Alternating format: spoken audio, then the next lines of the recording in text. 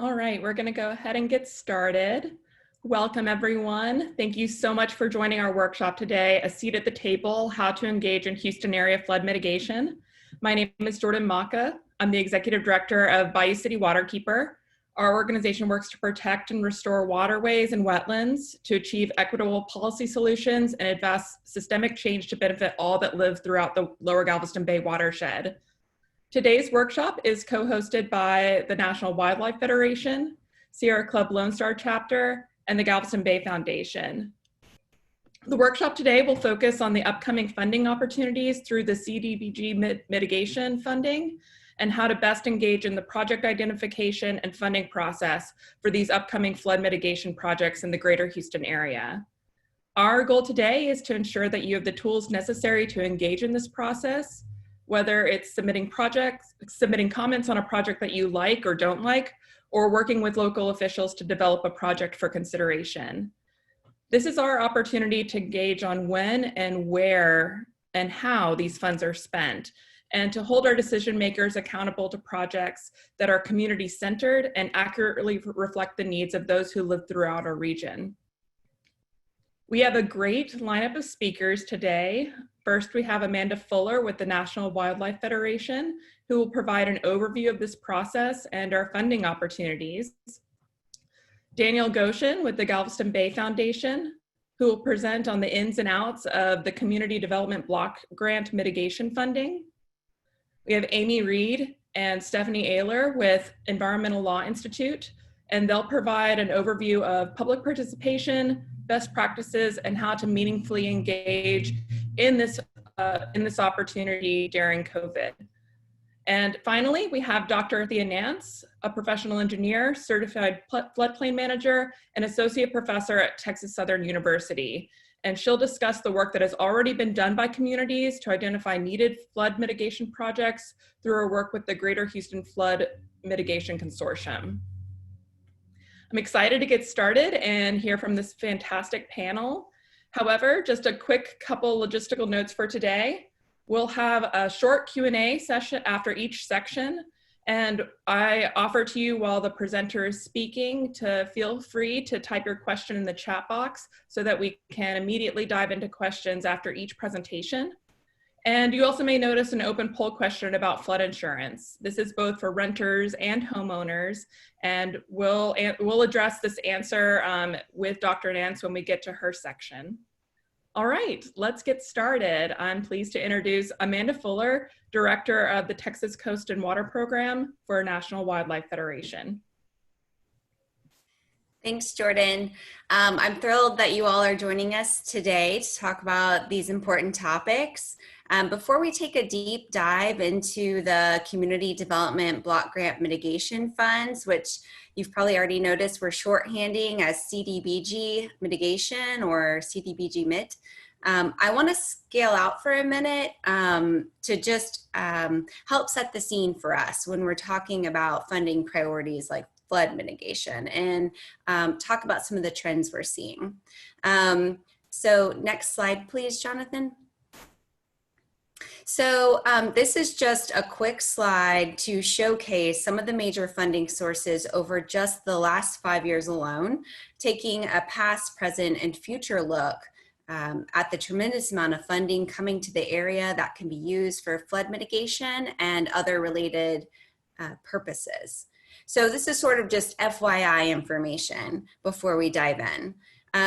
I wanted to point out that the Deepwater Horizon oil spill resulted in a massive penalty of $16 billion, which is coming to the Gulf region for restoration, and Texas is slated for upwards of $1 billion of those funds.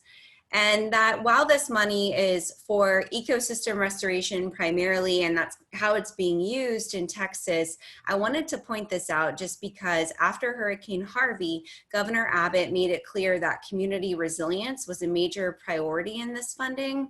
And even before Harvey, funds were allocated for projects in your area like the Bayou Greenways project, as well as restoration projects in Galveston Bay. So there are still about 10 years worth of funding coming through these sources, and I just want this to kind of collectively be on our radar. Next is the Texas Flood Insurance Fund. So this was passed by the Texas legislature and approved by Texas voters through a constitutional amendment. And the program provides financial assistance in the form of loans and grants for flood control, flood mitigation, as well as drainage projects. The program is administered by the Texas Water Development Board, and they recently had a project application period that closed where they received 280 applications estimated at more than $2 billion in requests. And the legislature appropriated $793 million for this purpose. So you can see the demand for funding for these types of projects is immense in our state. And the Texas Water Development Board will be processing these applications in the near future, and hopefully we'll be hearing about funding decisions soon and next steps. Danielle Goshen from Galveston Bay Foundation will walk you through some really good detail on the Community Development Block Grant Mitigation Fund, so I won't highlight that one for you all in this slide, just to point out the tremendous amount of funds made available to the state of Texas. So lastly, I just want to call your attention to a program with FEMA called the Building Resilient Infrastructure and Communities Program, or BRIC. This actually hasn't opened for applications yet, so it's good to bring it to your attention early. This is a program that will be replacing their pre-disaster mitigation program. It's unique because it is not subject to annual congressional appropriations. Rather, BRIC is funded by a 6% set aside from federal post-disaster grant funding every year. There's a major emphasis on natural infrastructure as well as robust community level partnerships. And the application period is set to open this fall. So if we have future workshop series, this will likely be a topic that we want to bring to you all. So this is just a scratch at the surface, really, of programs that I wanted to raise to showcase the significance of your engagement in these opportunities to help shape the future of the Houston region. So now I'll turn it to Danielle Goshen from the Galveston Bay Foundation to talk about the CDBG mitigation funds. All right, thank you so much, Amanda. Good morning, everyone. And as Amanda noted, my name is Danielle Goshen, and I am the Water Policy and Outreach Specialist at Galveston Bay Foundation. I'm working on the Texas Living Waters project. I've been closely tracking some of these funding sources that Amanda has already outlined. That's available for flood mitigation projects in the Houston area. CDBG-MIT currently represents the biggest current opportunity for flood mitigation projects in the state, where there are still major public participation opportunities available. Therefore, my presentation today will focus on this funding source by providing an overview of the program, a discussion of public participation opportunities, and how to track these projects. Next slide, please. So a little bit of background on CDBG-MIT funds. As Amanda noted, CDBG-MIT stands for Community Development Block Grant, or for mitigation. This is a new federal appropriation that is ran by the U.S. Department of Housing and Urban Development, or HUD. In 2019, HUD allocated $4.3 billion in CDBG-MIT funds to Texas to address the 2015-2016 floods and Hurricane Harvey. This represents the first round of CDBG-MIT funds, so we're all really learning about this program as we go along. Once HUD allocates the money to Texas, then the funds are administered by the Texas General Land Office, or GLO. Next slide, please. Many people are familiar with other CDBG funds, such as the Disaster Recovery Funds, or CDBG-DR funds. These DR funds are meant to design and implement recovery programs to meet unmet recovery needs following a presidentially declared disaster. You can think of this funding source as retroactive or backwards looking. On the other hand, the purpose of CDBG-MIT funds, unlike those disaster recovery funds, is proactive or future looking. CDBG-MIT funds are meant to increase resilience to future disasters and reduce or eliminate the long-term risk of loss of life, injury, and loss of property, and suffering and hardships by lessening the impact of these future disasters. This is achieved through funding strategic and high impact mitigation projects. In order to meet HUD objectives, states that receive CDBG-MIT funds must meet some national objectives. Two of these national objectives include at least half of CDBG-MIT funds must be spent on projects that support low to moderate income persons, or LMI. You'll hear that phrase a lot.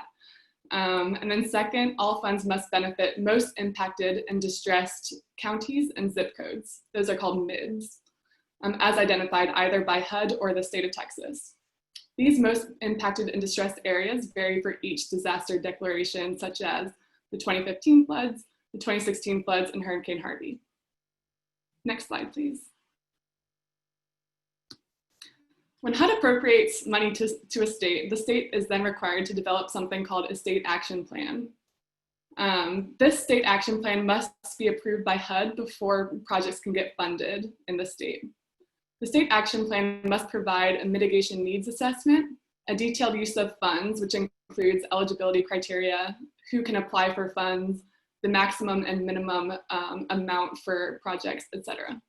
It also must include a detailed allocation budget. Texas's state action plan was approved by HUD in March 2020, and further guidance on specific CDBG-MIT programs can be found in the GLO's CDBG-MIT Competition Application Guide. You can see I've added a couple of links in this presentation, and we'll be sending this presentation slide out to people at the end so that you can have access to these links. Next slide, please. In the state action plan, the GLO lists out 5 main categories of eligible CDBG-MIT activities. This includes infrastructure, which can include construction of risk reduction infrastructure or retrofitting existing infrastructure. Housing, which can include buyouts, residential retrofits, or new construction. Economic development, which can include financing programs for commercial mitigation functions. Planning and administration, which can include developing building codes and land use plans. And lastly, matching funds, which may include the use of CDBG-MIT funds to match other federal agency programs. Next slide, please. In addition to these broad project categories, the state action plan encourages applicants to apply for green and natural infrastructure projects. Green and natural infrastructure refers to natural and nature-based systems, for example, the preservation, conservation, and rehabilitation of wetlands, prairies, bioswales, and natural floodplains that provide essential services and benefits to society. These benefits include flood protection, of course, erosion control, and improved air and water quality. Green and natural infrastructure is a cost-effective approach to reducing flood risks by mimicking the natural rain cycle, by increasing the capacity of land to absorb and slow down water. It is important to note that these types of flood mitigation projects have been widely supported by local studies and planning efforts throughout the Houston area. The Texas Living Waters Project has produced a report entitled Houston-Based Recommendations on Natural Infrastructure for Flood Mitigation that highlights key recommendations from these studies and reports and urges local entities to implement the advice of these experts through applying for projects from these big funds. Next slide, please.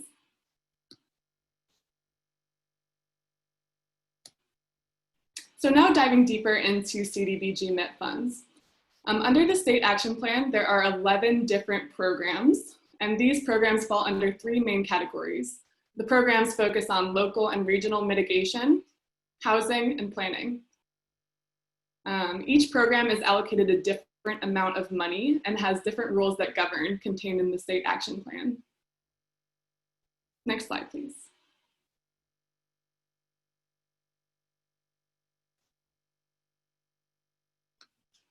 Thank you. However, our focus today will be on the 3 state mitigation competitions. That is the 2015 Flood State Mitigation Competition, the 2016 Flood State Mitigation Competition, and Hurricane Harvey State Mitigation Competition. Note that Hurricane Harvey, that competition is the largest program by far, which has more than $2.1 billion allocated for it. We are focusing on these programs today because the application period is currently open for these funds, unlike some of the other programs. and they represent half of the total CDBG-MIT allocation. And they're the only programs where the whole state will be competing for projects for the same funds. For these competitions, eligible projects include flood control and drainage improvements, infrastructure improvements, natural or green infrastructure, buyouts or acquisition, housing incentives, and others. Next slide, please.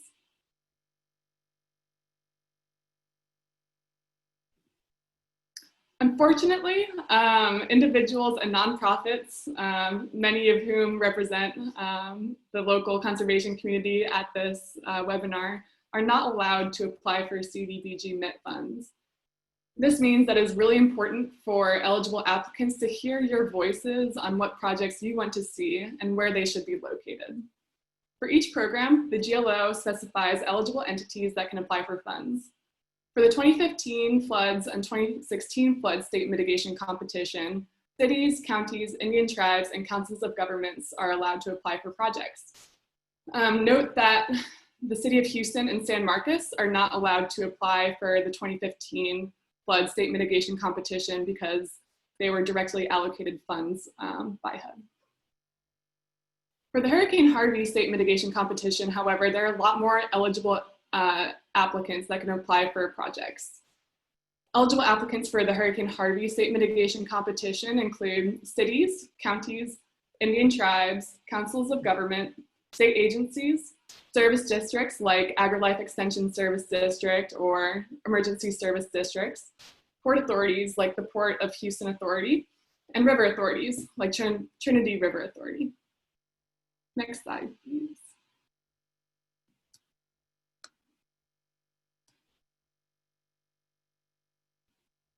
So applications are now open for these 3 state mitigation competitions, and the application period will end on October 28th, 2020 at 5 p.m. Most of these funds are expected to be allocated during this first round, except for the Hurricane Harvey state mitigation competition, which has been split into 2 rounds. During round 1, the GLO expects to commit half of the total hurricane funds, which is around $1 billion. Next slide, please. So once all applications are received at the end of October, the GLO will grade projects using 8 to 9 different scoring criteria. These criteria include things like the social vulnerability index score, per capita market value of the project, and whether projects meet a low to moderate income national objective. Projects must score at least 65 points in order to be eligible for funding. Further, depending on demand, no applicant will be awarded for their second application until all successful eligible applicants have been awarded funding at least once. This makes things really competitive, and it means that applicants only get one good shot at receiving funds for one project. Next slide, please. So what opportunities do the public have to influence projects? The GLO provides 4 main opportunities for public participation in the state action plan. I've divided these opportunities into 2 main buckets. This is how I like to think about it. The first main bucket includes opportunities to engage directly with the project applicant, for example, the city of Houston. First, before the applicant submits an application to the GLO, they must allow 14 days for the public to comment on the project. What this looks like is that the eligible applicant must put the public on notice of the project through publication. The notice of the project must provide sufficient detail of the project, indicate how the public can make comments, and provide a minimum of 14 days for the public to submit their comments on the project. After the eligible applicant receives the public's comments, they must respond to them before submitting the application to the GLO. So the second opportunity under this bucket is that in order to receive CDBG-MIT funds, each local government receiving assistance must have something called a citizen participation plan. These plans outline how residents, public agencies, and other interested parties can actively participate. In order to comply with the state action plan, local governments must adhere to these citizen participation plans and provide any additional opportunities for public participation, that are required in those plans. Now, the second and perhaps more limited bucket includes opportunities to engage directly with the GLO on projects. Under this bucket, the public will first be able to provide comments to the GLO on projects that are estimated to cost $100 million or more. These are called covered projects, and the GLO must add these projects to the state action plan through an amendment. The public will be given an opportunity to provide comments to the GLO on covered projects before they are added to the state action plan. Second, the public may engage with the GLO on projects through participation in something called Citizen Advisory Committees, or CACs. There will be 4 CACs, each with 24 members across the state of Texas. They are huge regions, and the whole state is essentially divided into 4 different committees. The CACs will be comprised of 12 public officials and 12 members of the public. The GLO will prioritize nominating members of the public that have been directly impacted by the 2015-2016 floods or Hurricane Harvey. The CACs are required to meet at least 2 times per year and must solicit and respond to public comments during their meetings. The GLO will also have a representative at these meetings to respond to comments. We believe that these groups will play an important role in providing oversight and hope that they can keep the GLO accountable. These committees are currently being formed by the GLO, and nominations are due September 8th. Participation in this opportunity can either be as a member on the CAC groups itself or through public comment during the CAC meetings. Next slide, please. So now that I've given a quick overview of CDBG-MIT funds, and I apologize if that's a little bit overwhelming, it's important to ask, how will folks know where to find out what projects eligible entities are applying for?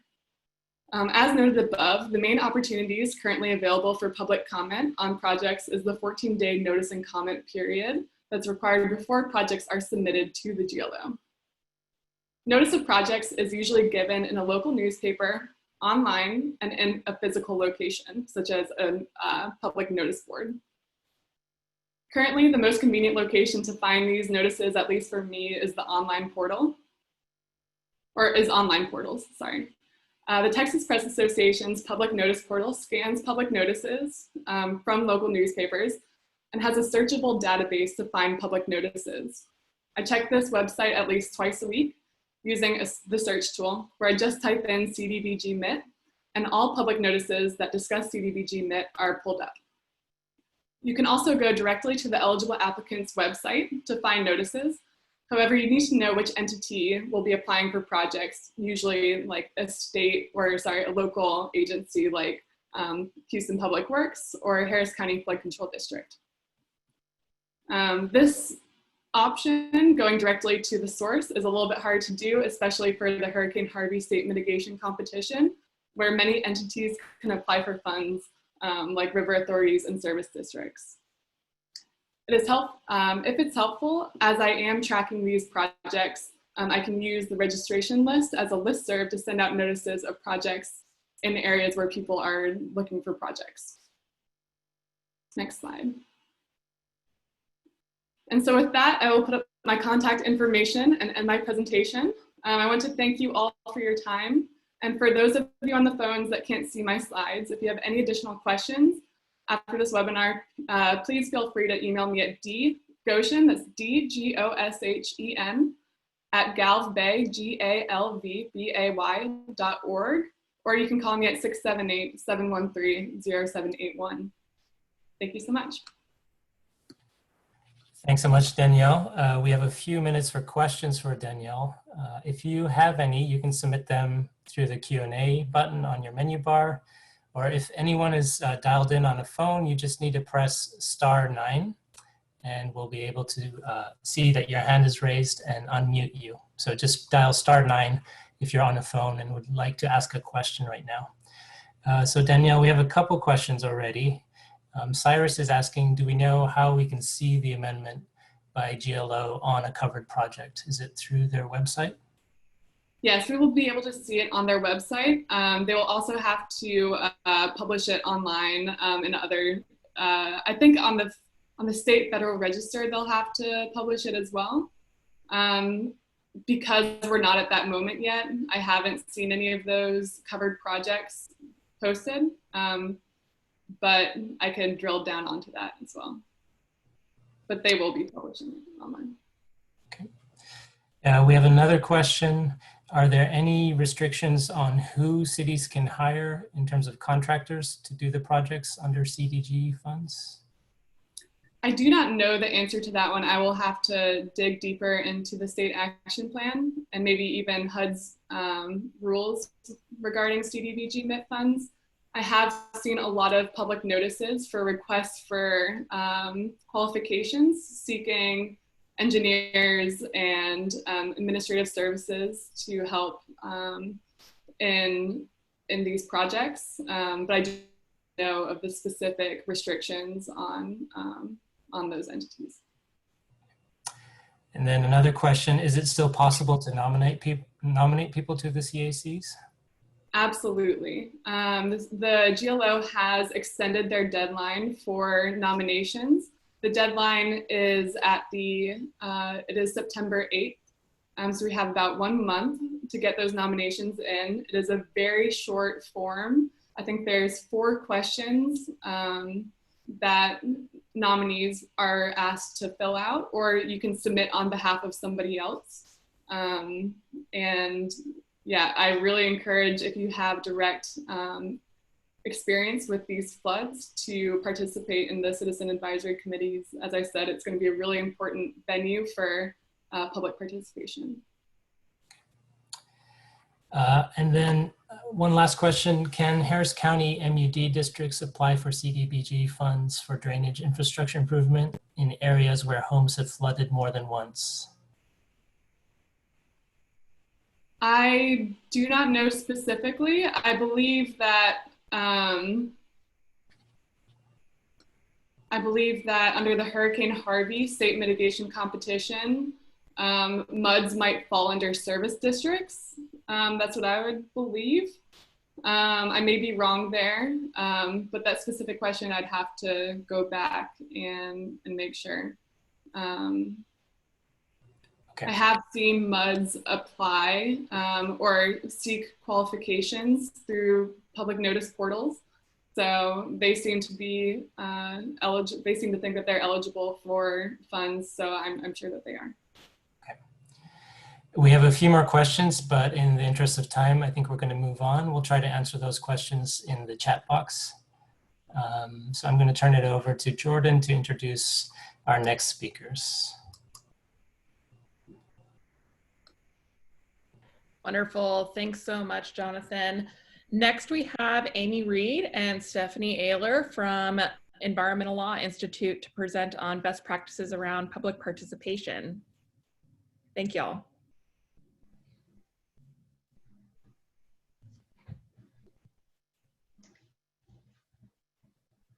All right, thanks, Jordan, and thanks everyone for being with us today. Next slide, please, Jonathan.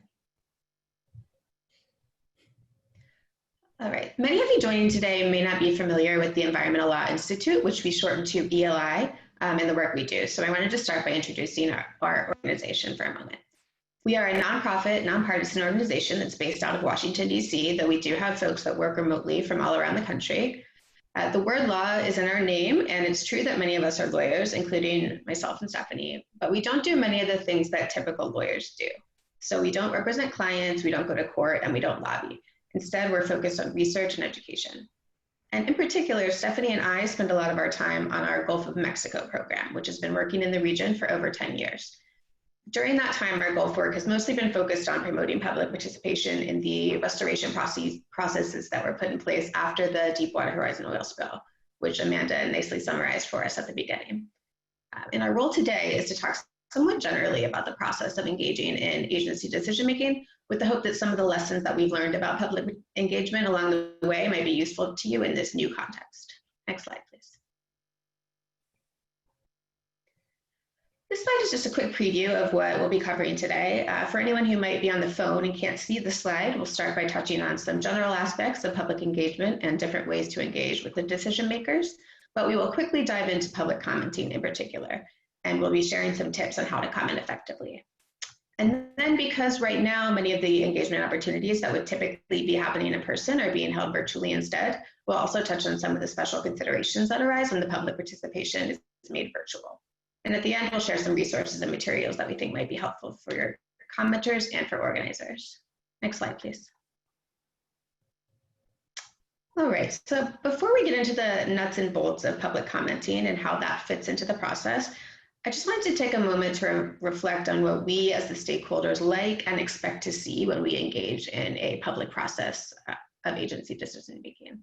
So this list of considerations is certainly not exhaustive, and when you don't see one or more of these things as part of a certain process, it doesn't necessarily mean that there's something legally defective about the procedures that this agency is using. But it does probably mean that the process could be made stronger, and that's something that you can keep in mind as you write your comments to the decision makers. Because if you don't ask for it, they may not realize that it's needed or wanted by anyone in the affected community. So one of the elements that we like to see is that there are opportunities to engage at the right times. And it's especially important that the public has an opportunity to weigh in before a project is approved. And also the last bullet here gets at the idea that public involvement doesn't have to end with a decision to fund a project is final. There can be ways to involve the public throughout the implementation phase too, like through community monitoring. Another element to be aware of is equity and whether the process takes the needs of disadvantaged and vulnerable communities into account. So to the extent that an agency has some flexibility to tailor its process to specific communities in order to increase public participation and bring more people into the tent, we want them to do that. For example, if an agency realizes that a proposal might affect fisherfolk, they probably shouldn't schedule all the meetings during the peak of fishing season when those folks are likely to be out on the water instead of attending meetings, things like that. But we also want to see transparency in the process, in that both the way the process has been set up and the reasons for selecting individual projects should be clearly explained, and also that the agency is responding in some way to the comments that it receives. And again, this isn't a be-all, end-all list of procedural requirements or even considerations, but rather just a few big picture things to keep in mind about the process an agency is using to engage with you.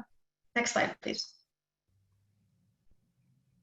All right, so as Danielle explained, some of the details of how the public can engage in these flood mitigation funding decisions will come out in the citizen participation plans that applicants put together, which may not be finalized yet. So we don't know exactly where all of the opportunities to participate will pop up. But in most processes of this kind, there will be a range of opportunities which are both formal and informal.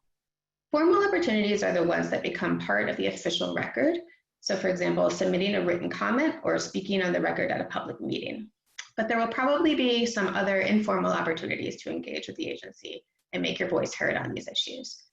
These could include things like setting up meetings with decision makers, attending Q&A sessions or open houses, or organizing and encouraging others to get involved. And while they aren't part of the formal record of decision, they can be just as important depending on what your goals are. And today we're going to hone in on comments, specifically written comments, given what we do know so far about the opportunities that will be coming up in connection with the flood mitigation funding. And just to reiterate what Danielle shared earlier, we know there will be a chance to provide comments on projects before applicants submit projects to the GLO, and a chance to comment to the GLO on substantial amendments. Next slide, please. Great, so what is a public comment anyway? Public comment is a term that gets thrown around a lot by environmental practitioners, including me, but it may not be obvious to everyone exactly what it means as a term of art. And at least the way I'm using it today is to refer to the part of an official decision-making process where the public is invited to provide input on a proposed action by an agency. Almost every time a federal, state, or local government agency undertakes a significant environmental action, the agency has to put something in writing to document their decision. And one of the most common times for the agency to ask for public comments is when they have a draft document of some kind. So a plan, an environmental assessment report, a rulemaking, or a specific project proposal. And then that document gets shared with the public in order to give people a chance to weigh in before the decision becomes final. Typically, as Danielle mentioned, an agency will send out a public notice that a draft document is ready to be reviewed. And the notice will say how long the comment period is open. And this comment period is the time when members of the public can provide input, share information, and propose changes to a proposal.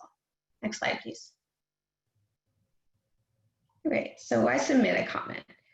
The way I just described it as part of this formal agency procedure may make it sound like asking for a public comment is just that, just a formality. And I think sometimes it's tempting to wonder if an agency has already decided what they want to do by the time they put it in the draft document. But at its best, the public comment process truly will help ensure that the agency makes an informed decision about how to move forward, which is based on a comprehensive understanding of the facts and issues, including information provided by commenters that they might not have otherwise considered. Sometimes agencies ask for the public to provide comments about specific issues, and if this is the case, that should be in the public notice. But if you see something like this in the notice, know that the agency will still accept comments on any aspect of the proposed action. It could just be useful to keep those questions and issues in mind. Next slide, please. Right. I already mentioned that we're focusing most of our tips today on written comments, but I want to take a minute to point out how they differ from another type of public comments, which is verbal comments. A written comment is essentially a letter to a decision maker that explains your thoughts and opinions about the proposed decision. It might be a really short letter.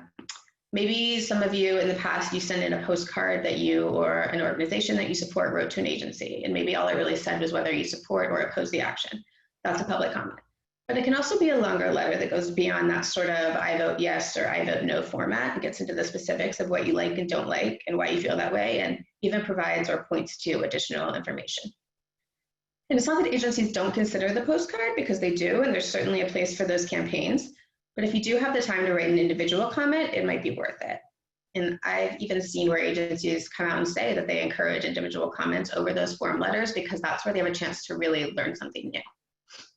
The verbal comments, on the other hand, are remarks that you make orally at a public meeting or hearing. Often you have an opportunity to speak out loud in front of everyone else in the audience at the meeting, like in a microphone or maybe at a podium. And unlike a written comment, which usually doesn't have a page limit, a verbal comment is often limited to only a few minutes. So depending on the point you want to make, one format or the other between these two might make more sense. Or you can always consider submitting both written and verbal comments on the same proposal. Next slide, please. Either way, there are a few things you can do in advance to help prepare, even before the comment period opens and the draft document is released. It can be helpful to prepare in advance if you're able to, since comment periods are typically pretty short. Maybe 60 days, more often 30 days, or even as little as 14 days, which is what the applicant will be required to give for the CDBG-MIT projects. And if you know that there's a comment period coming up, you can start by putting some thought into why you plan to comment and what you bring to the conversation that makes your voice important. Maybe you live in the neighborhood that's going to be affected. Maybe you're a local business owner. Maybe you're a scientist or a lawyer. And I don't mean to suggest that you need any special qualifications to submit a comment, but the point is to identify the credentials or the experience that you have that could help set your comment apart from all the other ones the agency is going to read. And to start thinking about how your unique knowledge might apply to the upcoming decision. And also, if you're commenting on a topic where you do have personal or professional experience, you should definitely say that in your comment. You can also start thinking about other stakeholders you may want to coordinate with. Maybe you'd like to submit a joint comment, or maybe you decide to each tackle a certain issue in your separate comments to make sure that everything gets covered in the limited time you have to review the document and write during the comment period. It can also be helpful to start collecting and reviewing background information before the comment period starts. And another way to prepare is to create a checklist of things that you'll be looking out for in the document, or that you hope to see in the document, so that you can be organized in your search when you start combing through what might be hundreds or sometimes thousands of pages. Next slide, please. So let's say you've done all you can or want to do in advance, and now the document is out. It seems obvious, but a good place to start when you're faced with one of these, massive, dense documents is just to get yourself oriented. Taking some time at the beginning to look at the table of contents and kind of flip through the document to see how it's been laid out and what's included may end up saving you some time later. And that way, when you actually dig in and start reading the document in detail, you might already know that there are some sections you want to focus on and some that you're okay with skimming. It can be another time saver to take notes as you read the first time, or at least flag page numbers that you know you want to come back to. Next slide, please. And there are just a couple of other tips to consider when you're preparing to comment, which go to the fact that the person who's responsible for reviewing your comment may have hundreds or sometimes even thousands of other comments to read. To get your message across, you need to frame your comment in a clear, concise, and convincing manner. To do that, I think it can be a helpful sort of thought exercise beforehand to clearly define your objectives before you start writing or typing. So literally ask yourself, what do you hope to achieve in your comment? Is your objective to support, stop, or delay a decision? Are you concerned with making sure the decision or document is in line with your organization's policies? Are you worried that the agency hasn't done all their homework and there may be some factual errors or data gaps? But articulating to yourself what your objective or objectives are can help you figure out how to organize and format your comment and how to present your opinions and information in a way that best supports that objective. So those were just a few tips for getting through the lead up to drafting your comment. But now that the big moment is here and it's time to start writing, I'm going to hand things over to Stephanie. Great, thank you, Amy. So once you, next slide, please. Great, so once you decide to submit a comment, you will want to prepare it. So the following are some tips for drafting a strong written comment. First, you want to make the strongest possible points. This may include pounding the law, pounding the facts, or pounding the table. So pounding the law entails addressing anything that the relevant document omitted or didn't sufficiently address that was required by the law, or if the proposed action itself would violate the law, you want to highlight this in your comment. You may also wish to pound the facts. This entails correcting any incorrect facts, highlighting omitted facts, or providing additional details about any facts you think were not adequately discussed. Finally, you can pound the table.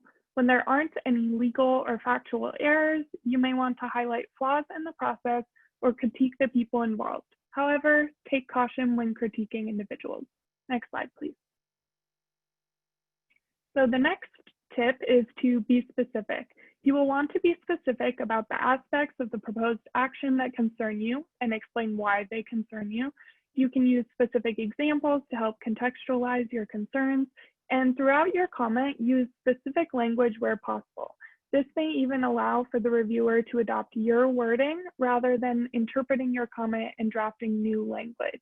Next slide, please. So third, you'll want to look on the bright side. Use your comment to explain what you support in addition to what you disagree with. Since the agency can choose to revise parts of the document that you do agree with, it's a good idea to express support for sections you don't necessarily want to see changed. If you have suggestions for how to solve the issues with which you are concerned, you can include those in your comment as well. And fourth, help strengthen the record. If you know of resources that will help agency officials strengthen the document, you may include those sources with your comment. Next slide. So once you've collected everything you want to include in your written comment, you will want to organize it in such a way that it will be easily understood and read. If you have multiple concerns, you may want to include a section in the beginning that summarizes them, perhaps titled Major Concerns or General Comments. Using headings and subheadings for different points is another beneficial practice, as it can make the comments easier to read.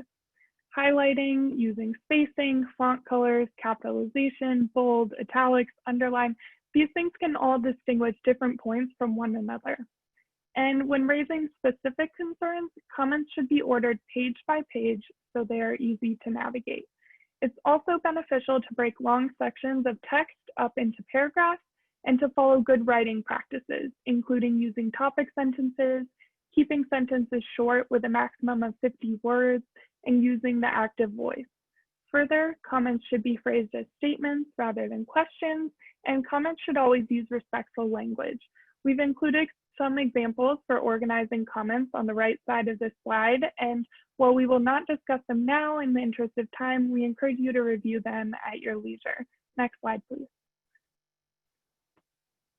So not all comments must be made in writing, as Amy mentioned. In many processes, you may also have the opportunity to make verbal comments, either at a meeting or by phone.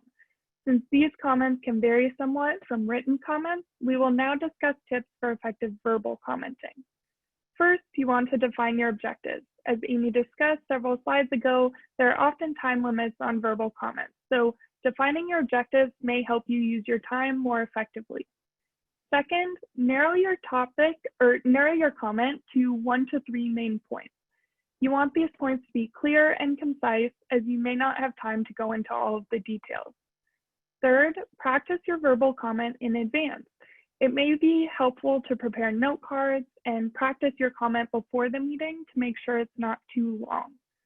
And fourth, if attending an in-person meeting, bringing extra written copies of your comment may be beneficial because you can sometimes leave them with meeting officials or submit them to be included in the record. Next slide, please. So due to the ongoing COVID-19 public health crisis, many public meetings have gone virtual. While some aspects of public commenting remain mostly unchanged in the virtual context, there are some additional things to keep in mind. We've compiled some of these tips for participating virtually over the next few slides. So first, you will want to note when and where meetings will be held. Many public meetings are now being held via webinar on platforms like Zoom and WebEx, or live streamed on YouTube or Facebook. Some are held via conference call, and many webinars will have a call-in option, and some meetings have even been broadcast on television. So it's important to know which platform will be used, since this may influence the form your comment will take. Second, you can encourage other stakeholders and community members to attend these meetings so they can also ask questions and share any comments they may have. It can be useful for decision makers to know that opinions are shared, and the more often they hear certain points, the more likely they are to remember them. With meetings being held virtually, it may be useful to share invitations or registration links via email, social media, or however you ordinarily contact folks. Third, notify the meeting hosts in advance of the meeting about any services they could incorporate to improve accessibility of the particular public meeting.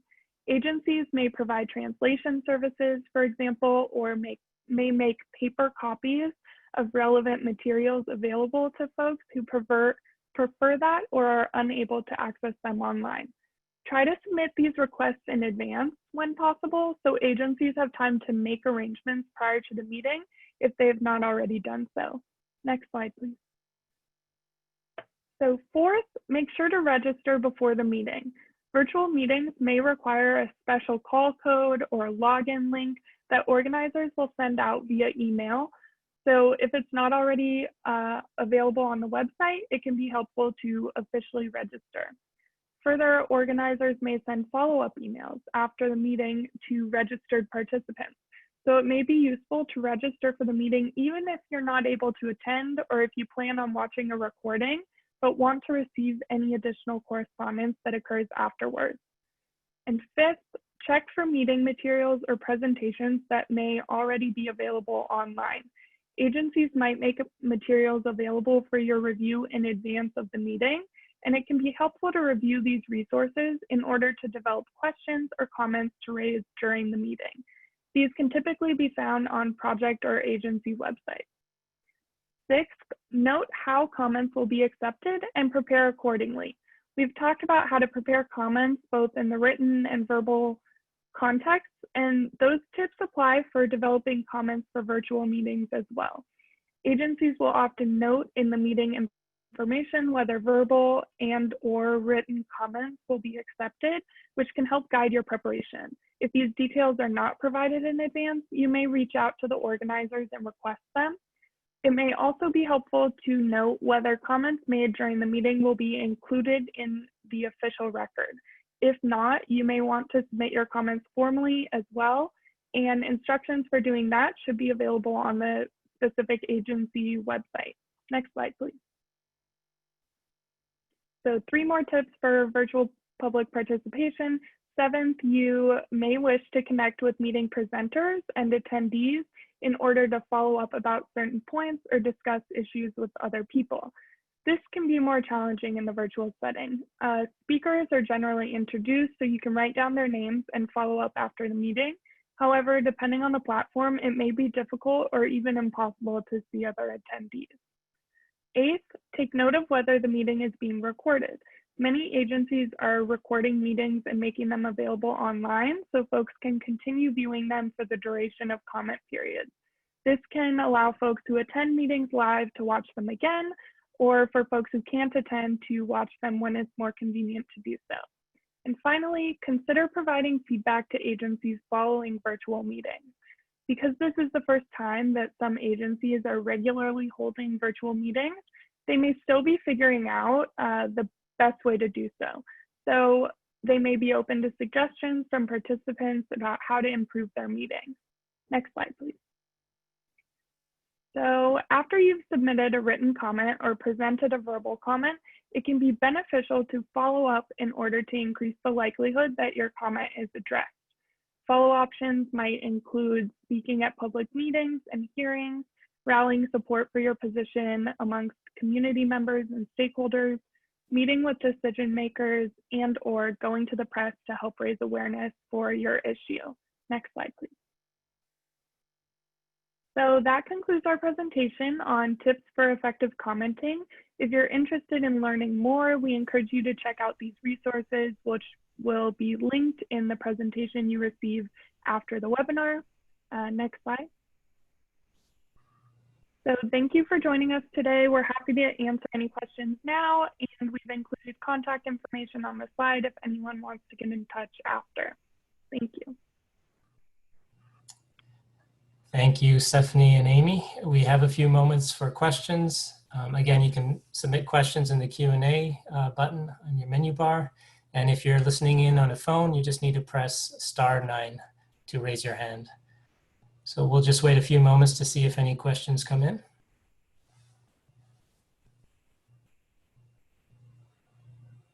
There's been some helpful tips posted in the chat section if you want to take a look.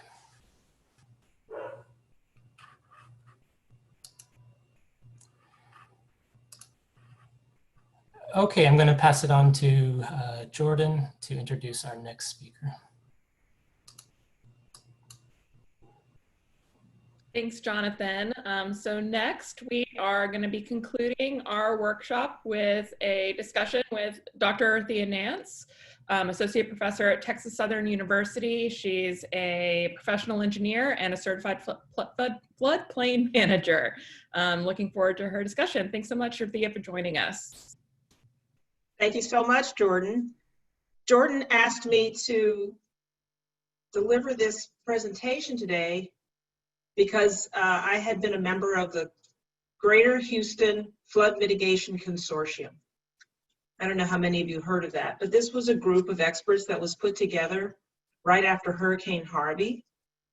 And we did some work with communities. We did a lot of work, and she wanted me to present some of that, especially as it pertains to communities. Next slide, please.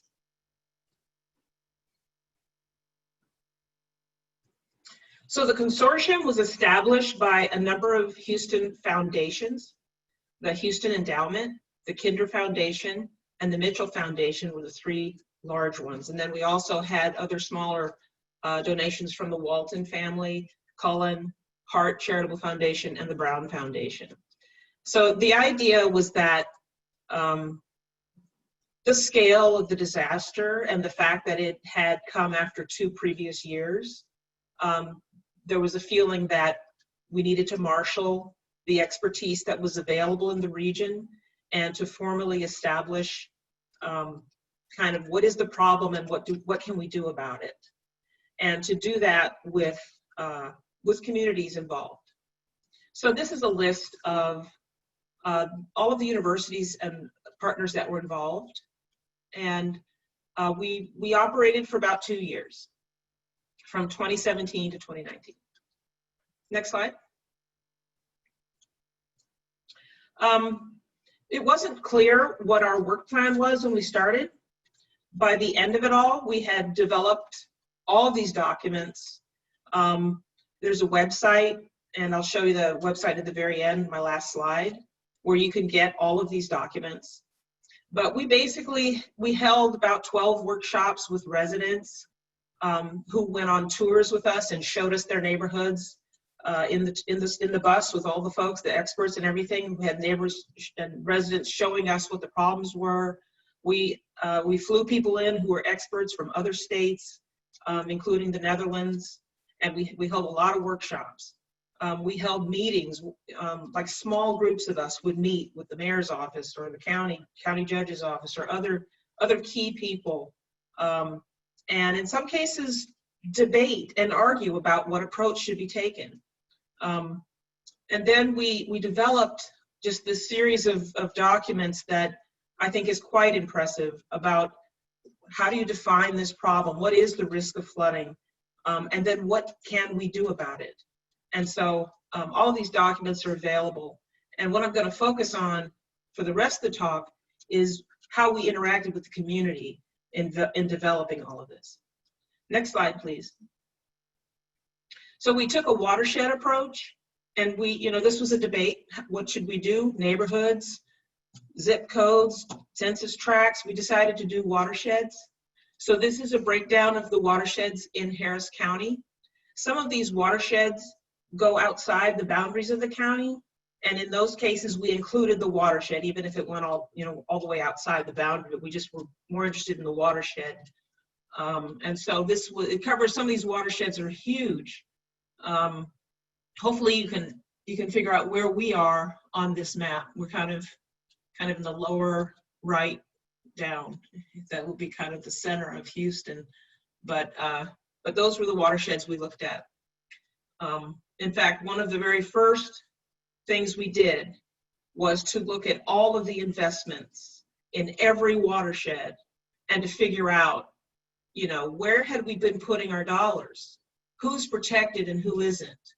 How do things stand? Because it's true that Harvey was such a huge rainfall that everybody flooded, but that didn't mean that the flood risk was equal. So that was one of the first tasks that we did. Next slide, please. So we had the watershed approach and the neighborhood approach. So those 12 workshops I talked about, mostly they were at Rice University. Those were very exciting, very interactive, awesome, especially to hear from outside experts who had already faced these challenges and figured out ways to solve them, and to come in and tell us how that is, how they did it. And we summarized that in those documents that are on the website. In terms of neighborhoods, almost all of the neighborhood work was done in 4 neighborhoods that were in Greens and Hall's bayous, because those were bayous that had less investment than many of the other ones. The University of Houston led that project. They worked with those communities to come up with lists of projects that the communities wanted. And so those 4 plans, and each plan is like 80 pages. I mean, these are serious plans. I think I attended 2 of the, maybe 4 of those workshops. Each community had 2 workshops. And then for the workshops that were at Rice, we also invited community folks to come to the university and to be in those workshops with the experts and to communicate, along with everyone. So in both of these types of work, we had neighborhood involvement. Next slide. So here's the context. No matter what, yes, whether we're in a watershed or not, this is our context. This just shows the segregation of our area. And so this segregation means that, it's not just in housing, where you go to the local store, but also in flood investments. This baseline for our region, in terms of, by race, by income, this separation has a huge impact on flood risk. It will also have a huge impact on all of the money that's available. There's been money available in the past. And so the idea here is, how do we get over this segregation so that we can make a reasonable distribution of those monies that are coming? So this is just kind of a background comment, because it really affects everything. Next slide. So what did communities say that they wanted?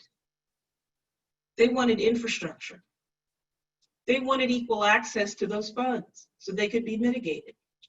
They said this. They wanted economic investment, especially things like grocery stores. It's something else to have to drive really far. You live in the city, but you have to drive a half hour, 45 minutes just to go to the store. That's really something. They wanted a clean and safe environment. There's a lot of environmental pollution. In fact, one of the neighborhoods, there's a cancer cluster there. So that created yet another level of stress. So these are compounded vulnerabilities. And there's other things that you could probably name that are not on this list that communities want. They want everything. So what do they need? Next slide, please. So these neighborhoods up in the Northeast, in the 5th Ward, Kashmir Gardens, Trinity, these are older homes. Some of these homes are lower than the crown of the street in terms of the elevation. This was a widespread complaint in that part of the city because they will flood in just a very light rainfall. It doesn't have to be a hurricane for them to flood. And so they have an ongoing drainage issue that has not been resolved. Next slide. Folks also want elevation, except for the elderly. The elderly do not want elevation because, for obvious reasons, because they're elderly, but a lot of people want to stay in their neighborhood. They want to keep their community intact. A lot of folks have been in their neighborhoods for decades. The homes have passed down. They don't want to move. They just want to be protected. So elevation could be a popular thing if it were offered. As it is now, since Harvey and since the Tax Day and the Memorial Day floods, much of the elevation resources have been extremely disproportionate. There are areas where homes are in the floodway and have been elevated in order to stay in the floodway, so that that's extreme risk, and elevated to the tune of $400,000 per home. So we're talking about the homes along Bayou, down in Meyerland. And so when you think about that, we're investing those taxpayer dollars in that and not doing anything in other places. So the access issue here for elevation, I think, needs to be solved.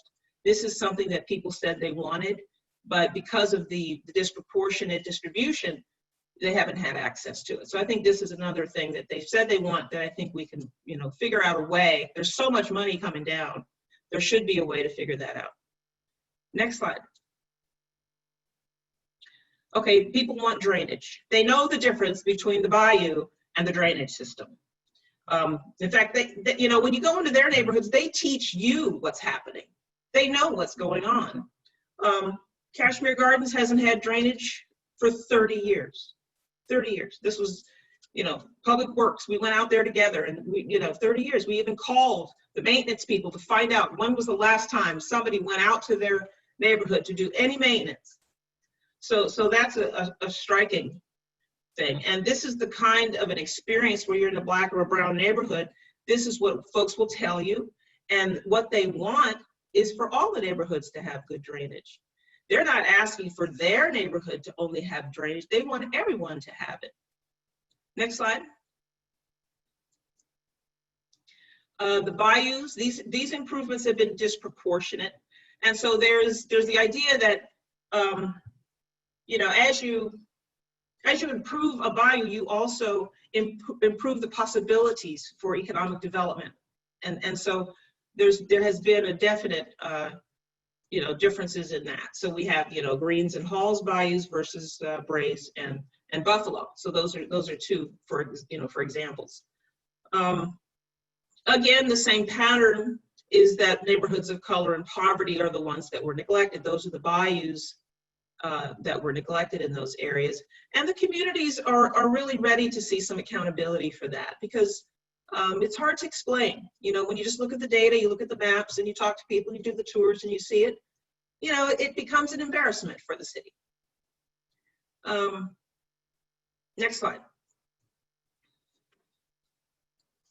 People are really excited about green infrastructure and low impact development because of not only it's cheaper and you get natural flood control, but it beautifies the neighborhood. You literally get a triple whammy there.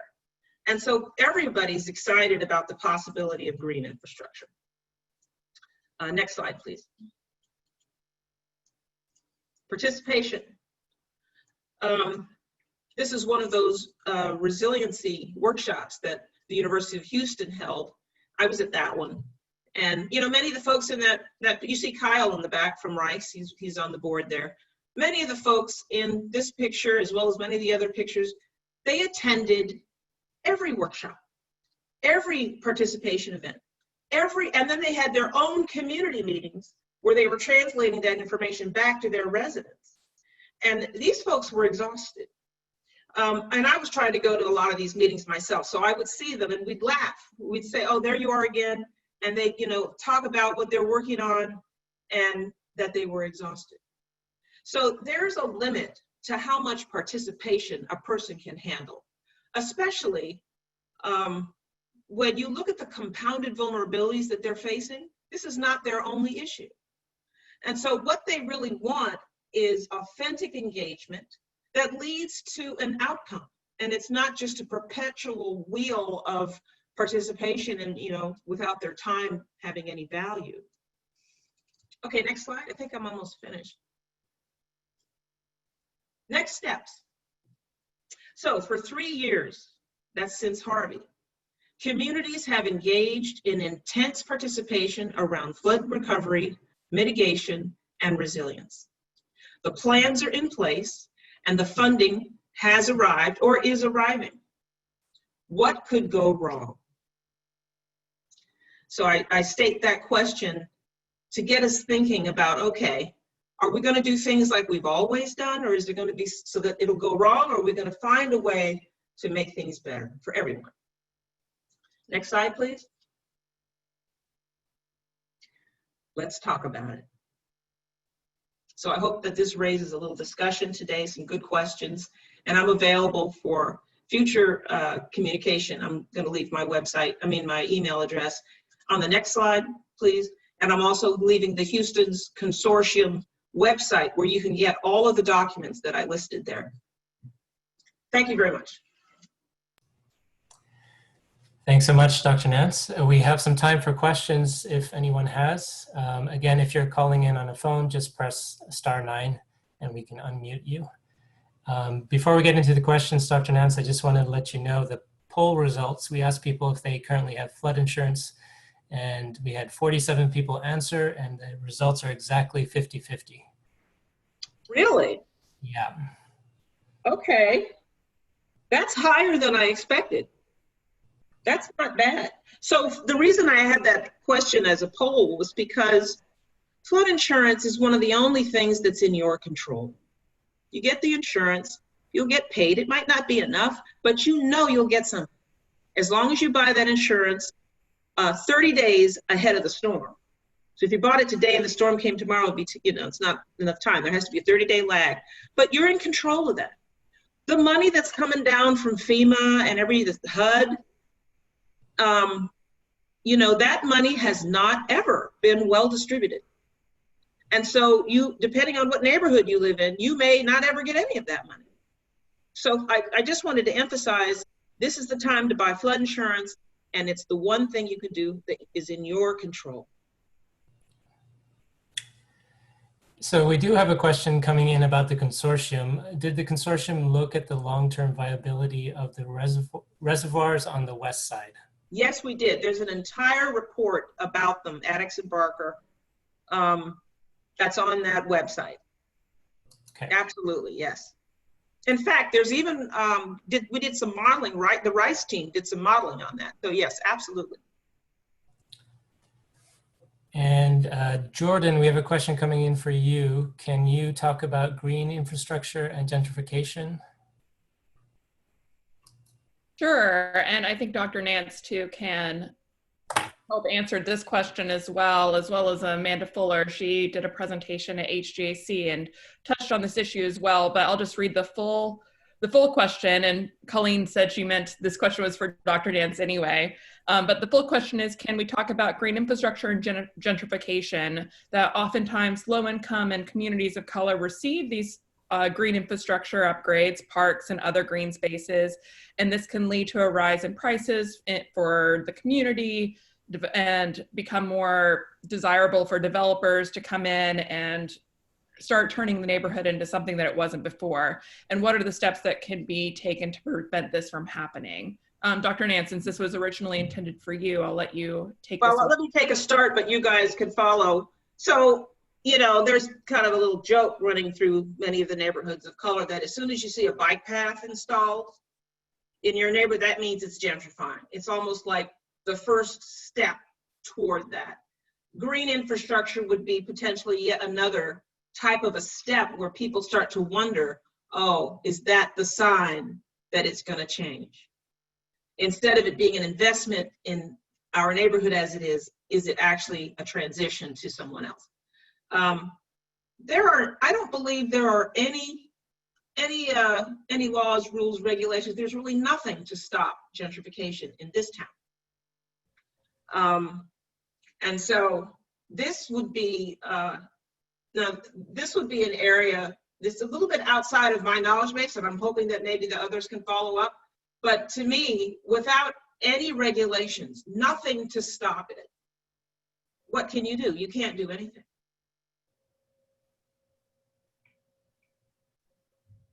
Jordan? I'm happy to jump in too. This is Yes. Amanda. Amanda. You know, I'm not a scientist, but I've read a lot of papers recently where scientists, I read one recently in National Academy's publication, scientists are calling on funding for a deeper study of this issue, of this nexus between green and natural infrastructure and equity and its negative implications. One of the solutions that's, you know, outlined over and over again is what Dr. Nance, you know, has explained to us has happened in many of these neighborhoods where communities are brought to the table, solutions are found hand in hand. However, I think the missing link here is a financial mechanism that needs to be really built into many of these funding sources where you directly make investments into communities so that if their property values rise, they can keep up with that. And so I don't think there's, I have not discovered a prescribed solution to this yet, except the recommendation that this be more deeply studied, that communities be at the table from beginning to end, particularly when the funding arrives and how those decisions are made. So not just let's find the solutions, but the actual funding form, and that rules and regs regarding those funding sources include almost like the set aside to protect communities should this happen. And I would just add on to that, and Amanda, you spoke to this a little bit, but really having the community at the table, identifying what solutions they want to have, what kind of projects, what drainage solutions, what green infrastructure, what green spaces they want to see in their community. That is an investment in those residents that are living there. And the policies, I think, just like Amanda said, those policies then have to come hand in hand with an ability to ensure that affordability is maintained within those neighborhoods. But it shouldn't be a stopgap to have improvements that the community has been asking for or desperately needs. I mean, when it comes to drainage infrastructure, that's been something that we've seen over the last decades, whether it be stormwater infrastructure, wastewater infrastructure, drainage infrastructure. These are things that are necessary for these communities to be able to thrive in their neighborhoods. Many of these communities have long home ownership within generations of families. And so we want to keep those communities there, but we also want to make those spaces a desirable and safe and healthy place for them to live. And so I think the question has to be answered both at the same time, but I think having those community-centered designs, and like Dr. Nance spoke about with the consortium, there are already so many wonderful plans that have been put together by communities, and these are the types of projects and programs that should be considered by our decision makers, and will hopefully also as well help keep those communities in place and not have to be bought out because of consistent failures related to flooding, and also be able to stay in the same place as well because that's a healthy and safe place to live. Very good. Dr. Nance, there's a question that's come in. If you could elaborate on the consortium's analysis of the third reservoir, was it good or bad? Will it really help? Oh, triggering my memory. I think it was bad. That was a debate that happened when we had first gotten together as a consortium. I hope I'm not getting it wrong, but I think we decided that we're not recommending the third reservoir.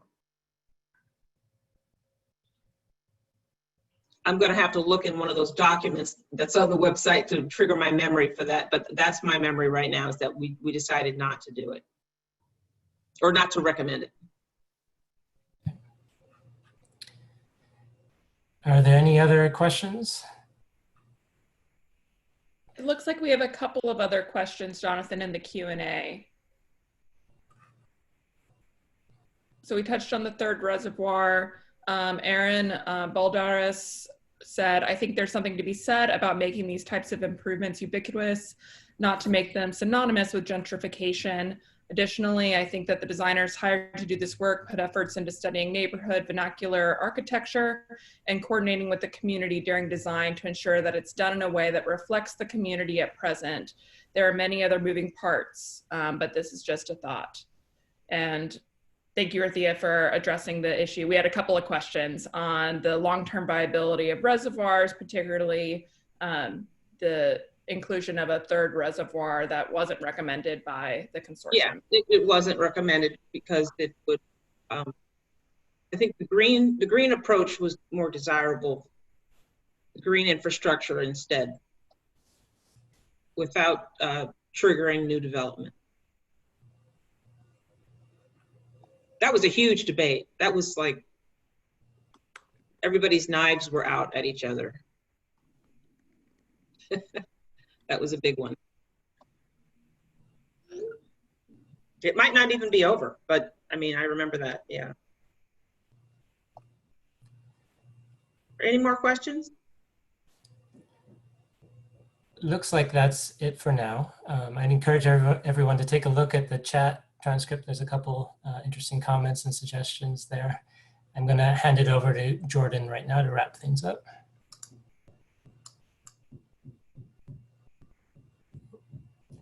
Thank you, everyone, for your participation today, and big thanks to all of our presenters.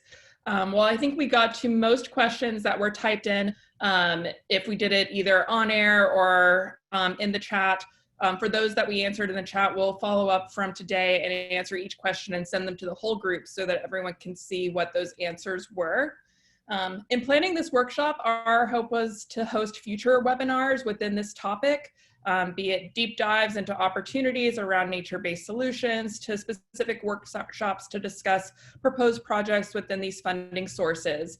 So we would love to get your feedback on what would be most useful and how we can further engage within this network of interested folks. Any feedback from this workshop and potential topics for future workshops would be great. And I will close us out. So I hope you all have a wonderful week, and we look forward to connecting with you soon. We'll be sending this recording out with a webinar shortly with the answers to those questions and requests for feedback. So thanks, everyone. Have a great rest of your afternoon. Bye. Bye, thank you.